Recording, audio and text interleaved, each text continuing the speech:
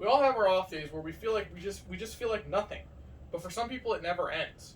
They're stuck in this never-ending darkness with no hope for happiness. Even as our society is becoming more accepting, people suffering from mental illness still feel they have no one. Without a good support system, they may even take their own life. Chances are you know someone who has depression, and if they do not receive the help they need, they may commit suicide. It will not only affect them, but the people around them. As someone who manages depression, I have felt the impact of having a good support system. Furthermore, I have done research and surveys on depression, what can enhance these feelings, and most importantly, what others can do to help. Different aspects of depression will be examined so you understand why this is an issue. As well, what you can do to help will be discussed. Depression is much more than feeling down. There are so many issues to it that it affects more than just one person. Depression, while certainly shown by a low mood and lack of interest, is much more than that. A post from the Depression and Bipolar Support Alliance from 2021 states major depressive disorder affects approximately 17.3 million American adults, or about 7.1% of the U.S. population age 18 and older in a given year. The percentage may seem small, but it affects all of us in some way, including my classmates. In a survey completed by my peers asking how depression has affected you or someone you know, one respondent said, "It took all the life out of me. I had no motivation to do anything, and I stopped hanging out with my friends." Based on this, it shows that depression hurts the people around us. As previously stated, if left unchecked, these people may take their own life. An article from the World Health Organization, simply titled Depression, explained that close to 800,000 people die due to suicide every year. Suicide is the second leading cause of death in 15 to 29-year-olds. There are many different factors that can increase the severity of depression on an individual, one being social media. An article by Rachel Emk of the Child Mind Institute discussed a report from the United Kingdom asking 14 to 24-year-olds their thoughts on social media and mental health. Emke stated that the survey results found that Snapchat, Facebook, Twitter, and Instagram all led to increased feelings of depression, anxiety, poor body image, and loneliness. Something that prevents people from getting the help they need is the ongoing negative stigma and discrimination to mental illnesses. The American Psychiatric Association, in their article, Stigma, Prejudice, and Discrimination Against People with Mental Illnesses, discusses the harmful effects the negative stigma can have on people suffering from mental illnesses like depression, including reduced hope, lower self-esteem, and difficulties with social relationships.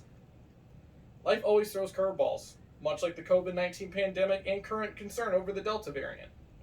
And these curveballs can only further people into depression. An article from the CDC titled Mental Health and Coping During COVID-19 talks about how the COVID-19 pandemic affected people with depression, stating public health actions such as social distancing are necessary to reduce the spread of COVID-19, but they can make us feel isolated and lonely and increase stress and anxiety. So many issues are involved with depression. If people do not get the help they need, these will continue, which may increase the rate of suicide. Everything that I have stated up to this point certainly shows that depression is a problem that needs a solution. But you might wonder, what can I do? Depression is a serious issue that needs to be tackled, with the best way of doing so by helping these people manage their depression. What you can do is rather simple. Start the conversation and spend time with them. Fortunately, many people feel my call to action is a sound one. My survey also asked my peers how well people would manage their depression if given the proper support system. I am pleased to state that over 90% of respondents felt that people would benefit from a support system. Before deciding to support someone, however, it is important to know the signs of someone with depression. The article, Depression, Supporting a Family Member or Friend, from Mayo Clinic provided some signs of depression, including feelings of sadness, tearfulness, or hopelessness, angry outbursts, and or insomnia. There are many ways people manage their depression, with each person having their own way of handling it. When asked a similar question on my survey, some strategies people stated included medication, therapy, and journaling. Each of these methods certainly have their own benefits, and I have benefited from medication myself, but it is not something that a common person can do. What anybody can do is start the conversation with a depressed person, and the process is a lot simpler than you think. A February 13, 2020 article from the Cleveland Clinic describes how to support someone with depression. It starts with using assertive communication, such as using "I have noticed you have not been yourself lately," showing empathy, setting boundaries, and most importantly, being patient with your peer. With the process that simple, would people really want to even bother trying it? The answer, based on my survey, is yes.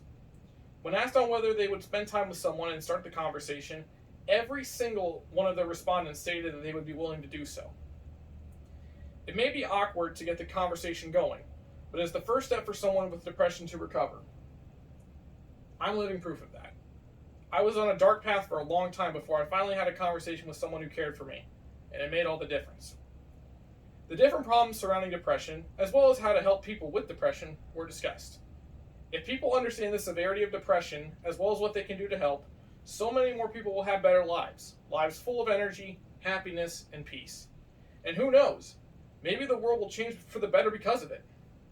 People will always have their off days, but that does not mean we cannot help them get out of it. And it all starts with a simple conversation.